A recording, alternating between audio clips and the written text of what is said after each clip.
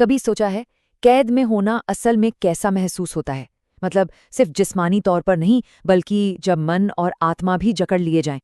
आज हम रेनर मारिया रिल्के की एक बहुत ही मशहूर कविता द पैंथर की दुनिया में उतरने वाले हैं। ये कविता इसी एहसास को बहुत बहुत गहराई से पकड़।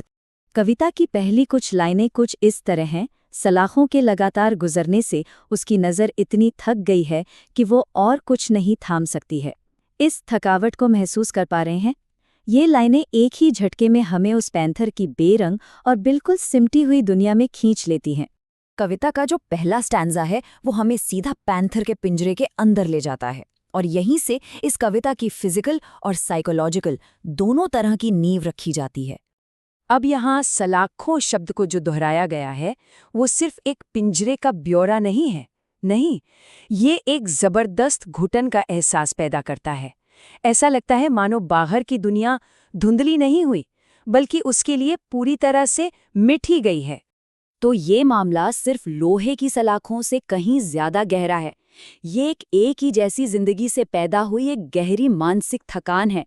उस पैंथर के लिए सलाखों के उस पार अब कोई उम्मीद, कोई दुनिया, कुछ भी बाकी नहीं रहा।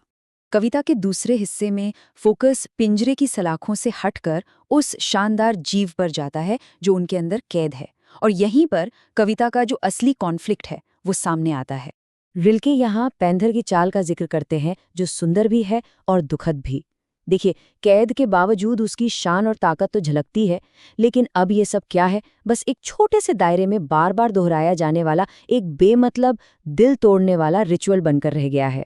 और यही इस कविता के दिल में बसा हुआ विरोधाभास है।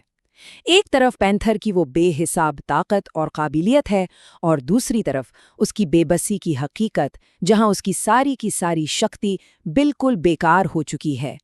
उसकी जो विल पावर है, उसकी इच्छा शक्ति, वो अभी भी है, शक्तिशाली है, जिंदा है, लेकिन उसे बाहर निकलने का कोई रास्ता ही नहीं मिलता। वो अपनी ही ताकत में फंसकर एक तरह से जैसे जम सी गई है। और फिर हम कविता के क्लाइमैक्स पर आते हैं। एक ऐसा पल जब कुछ ऐसा होता है जिसकी उम्मीद नहीं थी। तीसरे स्टैंजा में बाहरी दुनिया के साथ कनेक्शन का एक बहुत छोटा सा बिजली की तरह कौंधने वाला पल आता है। जरा सोचिए, एक बाहरी तस्वीर पैंथर की इस गहरी थकान को चीरकर अंदर आती है, लेकिन ये सफर कितना तेज है और कितनी कम देर का। ये एक घुसपैठ जैसा है जो शुरू होते ही खत्म हो जाता है। वो छवि एक ऐसे शरीर से होकर गुजरती है जो बना तो हरकत के लिए है, लेकिन ठहराव में कैद है। और यही बात इस यात्रा को और भी मार्मिक बना देती है, क्योंकि ये उस विशाल अनयूज्ड पावर को दिखाती है जो उसके अंदर सोई पड़ी है। इस एक पल की खूबसूरती इस बात में है कि ये साबित करता है कि पैंथर अब भी महसूस कर सकता है, लेकिन ये कनेक्शन पलक झपकते ही बुझ जाता है, और इसके बुझते ही उसकी कैद और भी ज्यादा क्रूर, और भी ज्यादा दुखद लगने लगती है। लेकिन क्या ये कविता वाकई में सिर्फ एक जानवर के बारे में है? चलिए अब इसके गहरे मतलब में उतरते हैं और इसकी लिटरल मीनिंग से थोड़ा आगे बढ़कर सोचते हैं।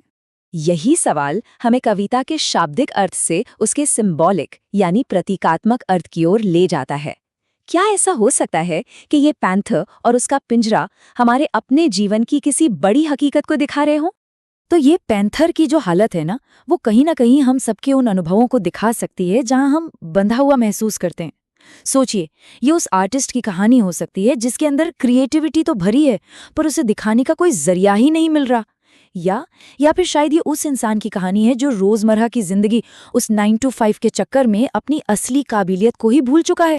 तो ये कविता आज हमारे लिए क्या मायने रखती है? चलिए, इसके जो मुख्य विषय हैं उन्हें आज के जमाने से जोड़कर देखते हैं।